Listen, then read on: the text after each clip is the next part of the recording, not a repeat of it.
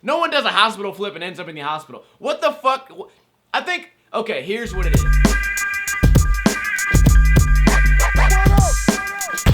Welcome to yet another episode of Old School Review, a series where I review video parts from the past that I enjoyed. There'd be no way we could do a series like this without reviewing the 411 Video Magazine series. Today we start with volume 45. Let's get right into it. Play. Every 411 started out with a section called Openers, and it was just hammers from that month. Just crazy hammers. Nollie heel, front tail, Chad Tim Tim, giant kickflip from Barry Scott. A lot of these guys, you wouldn't even know who they were. Yanni, Lani, Lani. Don't even know how to say his name, but I think I remember that guy from a video called The Firm. Boom! Kickflip out of a 50-50. I wouldn't put that in the openers because it's kind of a beginner trick, but hey, I don't make the rules. Paul Zitzer does the shove it, no slide pop out. Boom! And then Alyson Castro, look at that. Fakey 180 crook to back lip to regular. And when you watch these, okay, huge tray flip from Nilton Neves. He had a giant kickflip fakie and tray flip fakie on quarter pipes. Whoa, Fabrizio's killing it. When you watch these, it gets you excited to watch the rest of the video. I always looked forward to seeing just the first few tricks in every 411, and 45 did not disappoint. Let's move on to the next part. Chaos was the first part in a lot of different 411s, and it was basically just a big montage filled with awesome tricks. A lot of different skaters, and then they had a section called Controlled Chaos where it was, instead of like 50 skaters, it would be like 10. But look at this. It's nostalgic for me. Joey Brzezinski. You guys are going to see a lot of names that still skate today. Especially Joey Brzezinski. His style of skating was really low impact, not a lot of handrails. Kenny Anderson, Anthony Labosco, don't remember him, but Colt Cannon. Everyone asks me about my favorite skateboarders when I was younger. Colt Cannon is about as close as I can get to what I would call like my favorite skater. Although there was a lot of skaters I liked, Colt Cannon, let me put it like this. In my entire life, I've maybe had 3 graphic skateboards, that I went out and bought, or that were bought for me for like a Christmas present or something. And Colt Cannon was one of them. Josh Kalis was another one, if you guys are wondering. Other than that, I only skated blanks.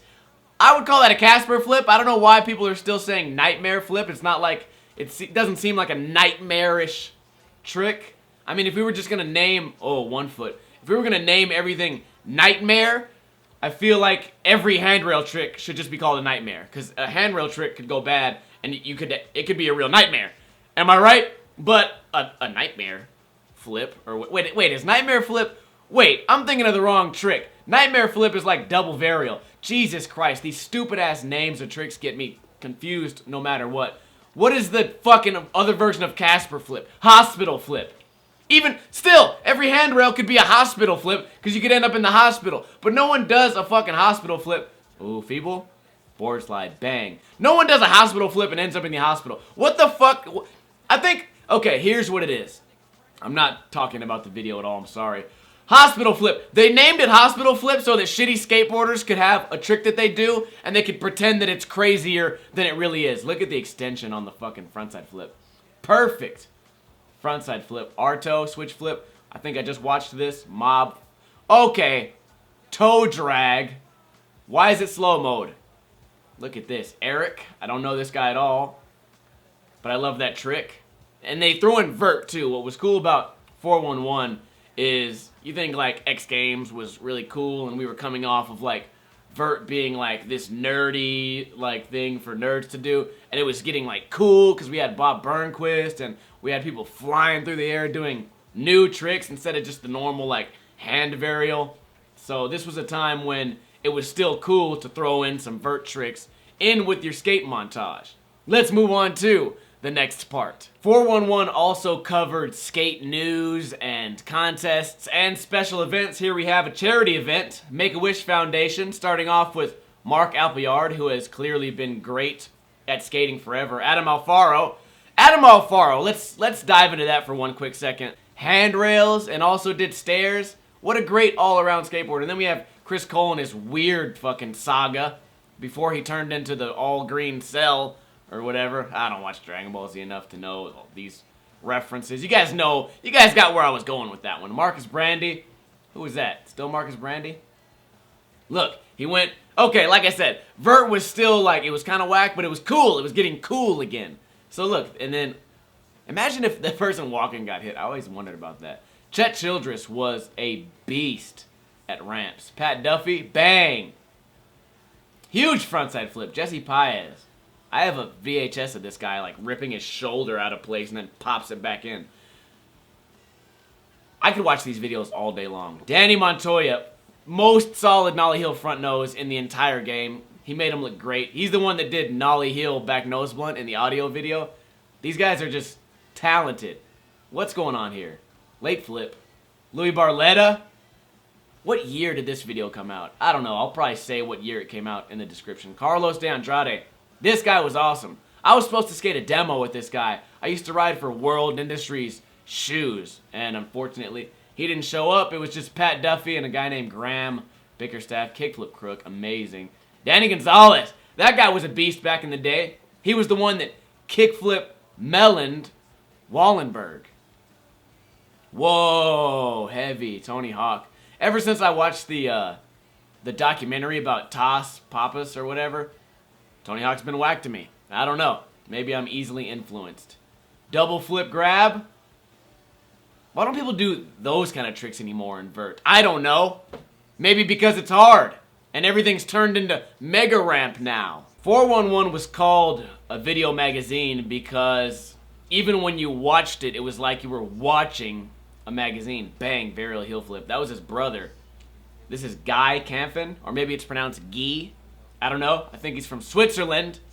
This was probably one of my favorite ledge skaters back in the day because he had everything. Except for maybe handrails. Not a whole lot of handrails, but even in this, I'm sure we'll see a few. Perfect switch front heel.